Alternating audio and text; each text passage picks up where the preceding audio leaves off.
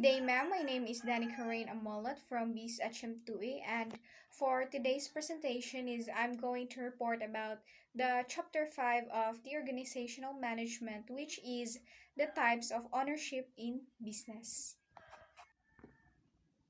So before we proceed to our topic, let us identify the objective first. So first, we will be able to know the different types of ownership in business. And the second one, we will be able to identify the different types of business enterprises classification. And the third one, we will be able to understand what is business. And next, we will be able to know what are the advantage and disadvantage of different business enterprises.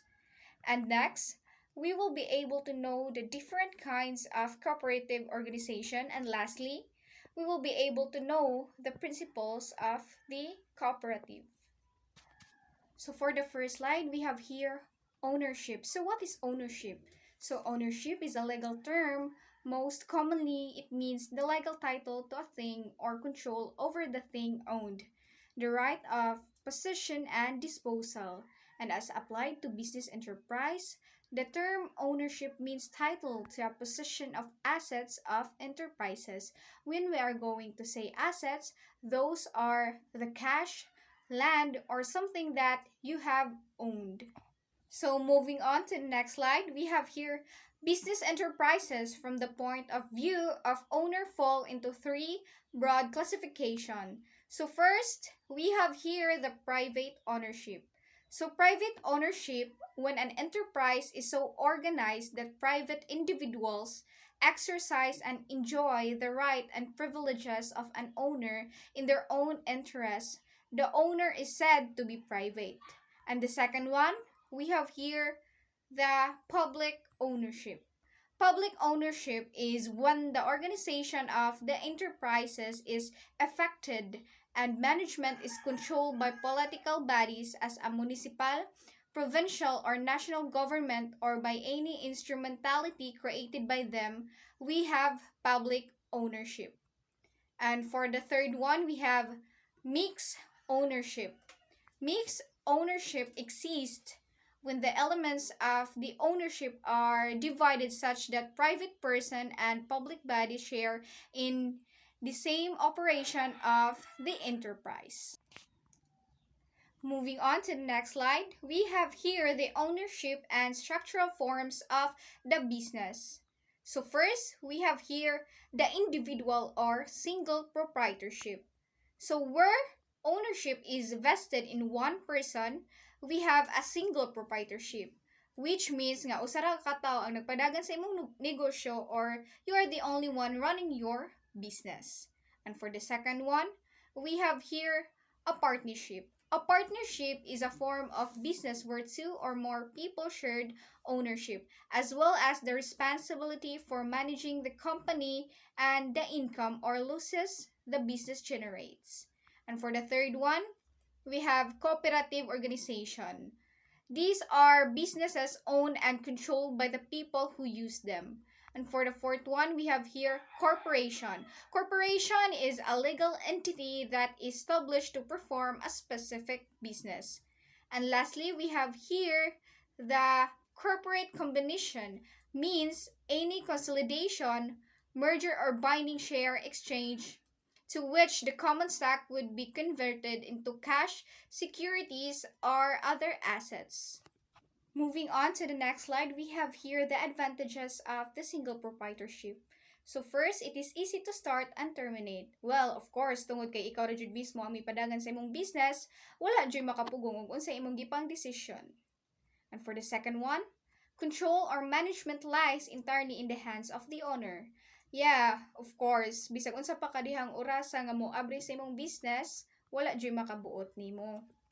And for the third one, only a small amount of capital is required in starting. Well, pwede naman ka mo start og 10K, like for example, your business is a sari-sari store. And for the fourth one, profits belong to the entirely to the owner. And for the fifth one, high credit standing is reputation for meeting financial obligations. Moving on to the next slide, if we have the advantages of the single proprietorship, we also have the disadvantages of it. So first, limited judgment and wisdom being alone.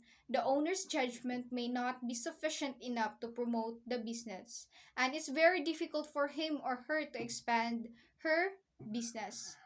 And for the second one, limited amount of capital. So frequently, the proprietorship meets difficulty in securing necessary amount of capital for a large scale in enterprise. And for the third one, we have unlimited liability. Well, og na kay mga utang-utang is ikaw ra jud mismo ang magbaguod og bayad ani. And for the fourth one, difficulties of management. And it's very difficult for us to handle the problems of your business if you are alone. Moving on to the next slide, we have here the advantage of partnership. So first, it could be easily formed as the single proprietorship. Its formation could either be in writing or oral partners, merely outline the activities and can then start operation. For obvious reasons, it is preferable that the agreement should be in writing, but mere agreement arrive at the verbally is sufficient to start the organization. And the second one, there are more persons to conduct the business and to handle its problems. So dili ra jud ikaw mismo ang mabala ka sa mga problema that you are going to encounter, but nasad kay kaagapay nga masolve ning mga problems. And for the third one, a partnership is access to a greater or better credit facilities. And for the fourth one, the combined ability and resources of the partners are source of strength. And for the fifth one, retention of valuable employees.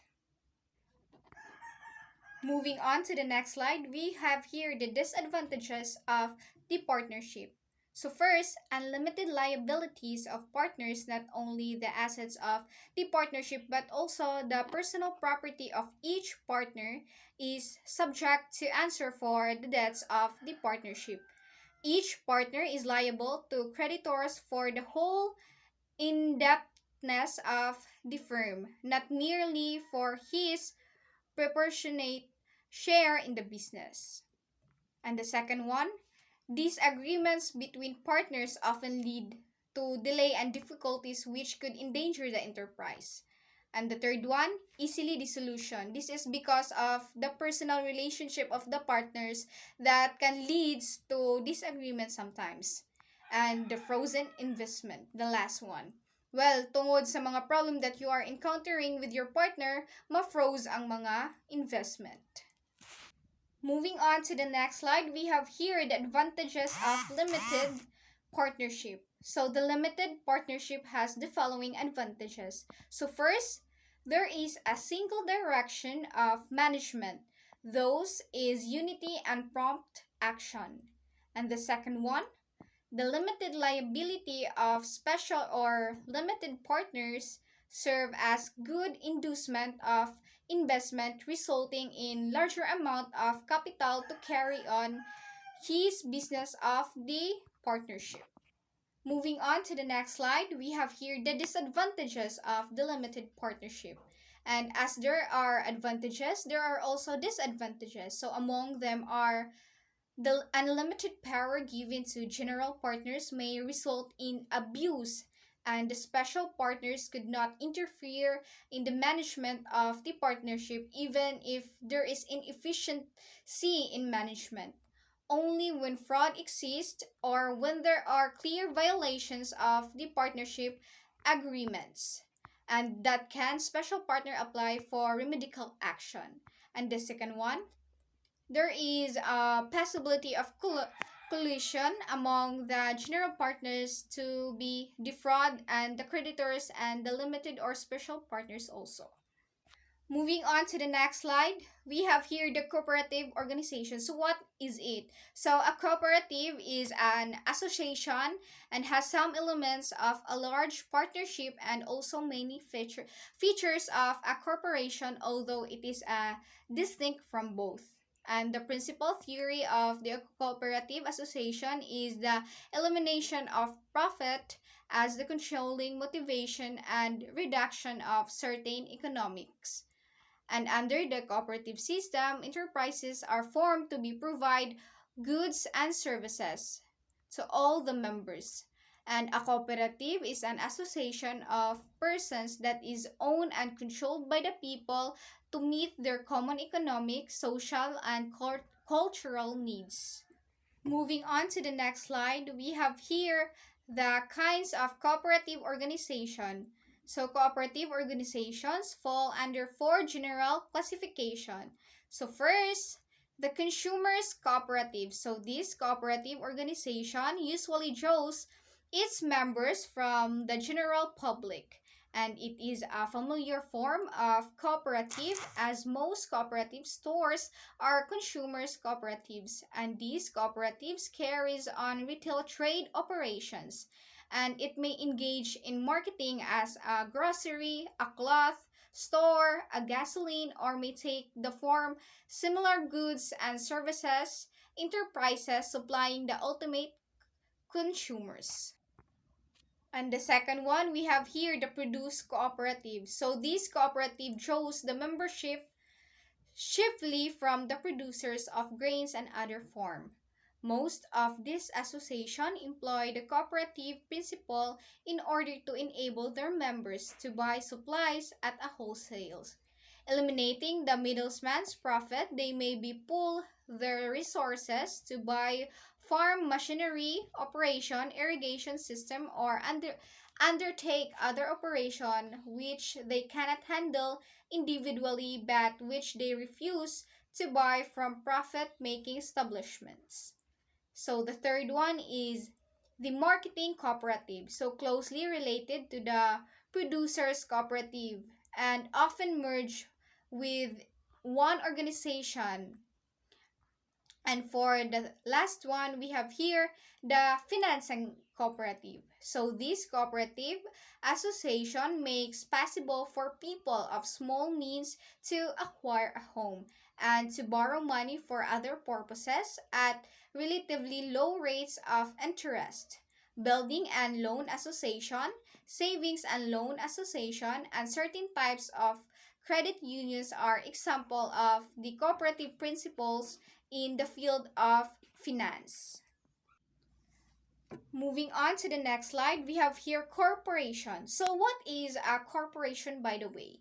So a corporation is an artificial being created by operation of Joe having the right of succession and has a power, attributes, and properties expressly authorized by law or incidents to its existence. And there are many corporate groups, examples such as Apple, Microsoft, Google, Toyota, and many more. So when you are setting up a corporation, you will go through the legal process that is also known as incorporation. Moving on to the next slide, we have here the nature and characteristics of a corporation. So first, it is an artificial business unit and its creation is through the process of law. So the law makes creation of corporation possible and governs a large part of its operations. And once formed, the corporation has its own name and independent status separate from the stockholders who composed it, and it becomes a juridical person with a separate legal personality. And the second, we have here the basic structure of corporation is simple. So it is composed of any number of stockholders or shareholders who are the real owners of the corporation, and a board of directors elected by the members to fix the policies and conduct of the business, and a group of top-ranking officers who actively manage the company's affairs. And the third one, the corporation organization is of wide scope.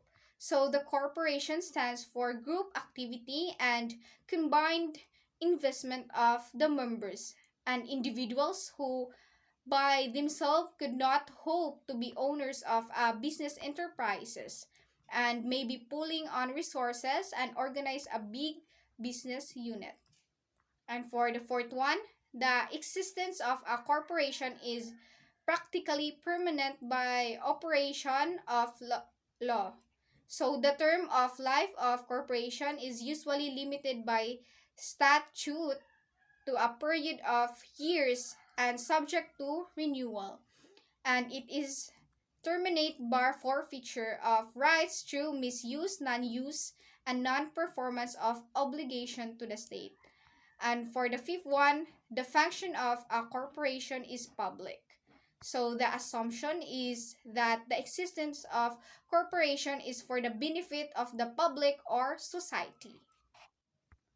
Moving on to the next slide, we have here the principles of the cooperative. So open membership. So open to all people who can reasonably use its services and stand willing to accept the responsibilities of membership, regardless of the race, religion, gender, or economic circumstances. And B, democratic control. So it is a formally democratic government that functions. And C, limited interest to capital. So if you are inherit less than the full or absolute ownership of a gift or inheritance, it is called a limited interest. And D, patronage refund. So a patronage refund is a payment from a cooperative to a patron from net margins based on quantity or value of business done with a patron. Moving on to the next slide, we have here corporate ownership and control. So the ultimate control of the corporation rests in the hands of the stockholders. And they exercise control through voting power at regular or special meetings by electing the board of directors and passing upon the board policies and other phases of the business. So the real control is in the hands of the board of directors and the officers. This is because stockholders who are the owners are too numerous, often too disinterested, and meet too infrequently to exercise control. Moving on to the next slide, we have here the advantage of the corporation. First, ease of acquiring large amount of capital by the sales of thousands of shares to both large and small investors. A corporation has easy financing problems and those necessary capital could be easily secured to financial to finance the enterprise. And second, flexible ownership. By mere purchase of stock, investors become part owners of the business, which could be easily sold as well. And third, limited liability of stockholders. So unlike that a single proprietorships, the liability of the stockholders is limited to their actual investment in the business. And this includes investors to participate more freely as they risk only the funds they invest in the company. And fourth, more or less permanent existence that or the incapacity of the stockholders does not affect the status of the corporation. And fifth, legal entity. So, a corporation can be sued or be sued, may contract and secure title to the property in its own name. If we have the advantage of the corporate ownership, we also have the disadvantage of it. So first, organizational expense. So of all the various forms of business enterprise corporation are organized. So stock certificates and record must be purchased. And second, government restriction and reports. So because the corporation is a creature of government, various departments of the government have the right to exercise certain restrictions and require certain reports. And third, lack of personal interest. So, a corporation has an identity of its own, and all who work of a corporation assume the role of the employees even though they may own stock in the organization. So, these facts sometimes result in a lack of personal interest in the success or failure of the organization. So, fourth, lack of secrecy. So, a corporation is duty bound to make an annual report to each stockholder. If it has only a few stockholders, these reports may not become available to the public. Moving on to the next slide. So we have here the corporate combination. So what is a corporate combination? So many of the conditions that leads to the development of the corporation suggested a further step, the combining of two or more corporation. So the essence of the development lies in the drawing of two or more independent corporations and placing them by one device or another under the control or operation of one ownership interest. So we have here the combinations. So among the combinations are the merger.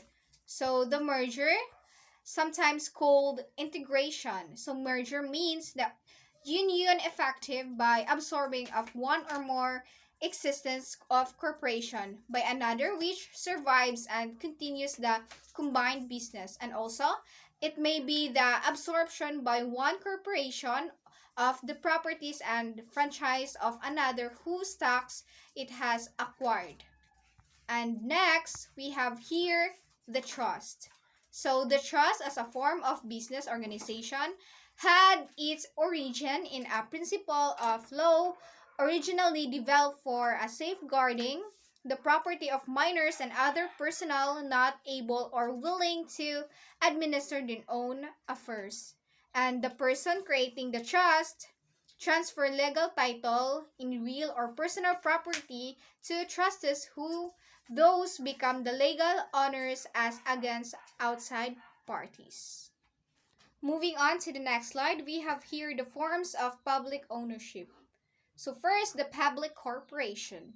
So the public corporation is a greater use is being made of the corporate device and it takes the forms of the public corporation. And the government organization of economic affairs is seemingly along the corporate form. But the public corporation is neither wholly public nor private in its structure. It combines elements of both. Next is how public corporation is promoted. So the active promoters are the political administration and the recognized departments of the government. So the government undertakes some economic enterprise. Next is how public corporation is organized. So a public corporation is presented in the form of legislative bills. Proposals are laid before the lawmaking body, and the bill sets forth the breed, policies, and scope of the public enterprise, outlines the form in which it is to be set, describes its power, designated the government agency responsible for its management, and prescribe all other basic features. Next, how public corporation is operated. So the people are the stockholders acting through their legislative representatives, and a board of directors is usually designated by law and corporate funds came from the public treasury. Loans may be secured from bonds and from the operations of the company. Moving on to the next slide, we have here the non-incorporated public enterprises. So the other principal form of public ownership enterprise is the non-incorporate enterprise. So no separate corporation is set up as such. The statute sets forth all the details of the enterprise and directs some regular departments of the government to operate it or set up a special agency for that purpose. Almost every department of government operates enterprises of this character either by a special division in the department or agency. And next, we have here reasons for government to engage in business. So the main reasons to the governments engage in business activities are for the promotion of the public welfare and out of necessity. And the government's ownership of business enterprises does not mean the gradual take of industries. And it is just the playing of the supplemental rule of the former to give the public some needs. which private sectors cannot provide. Moving on to the next slide, I have some follow-up questions here. So what are the difference of partnership and corporation?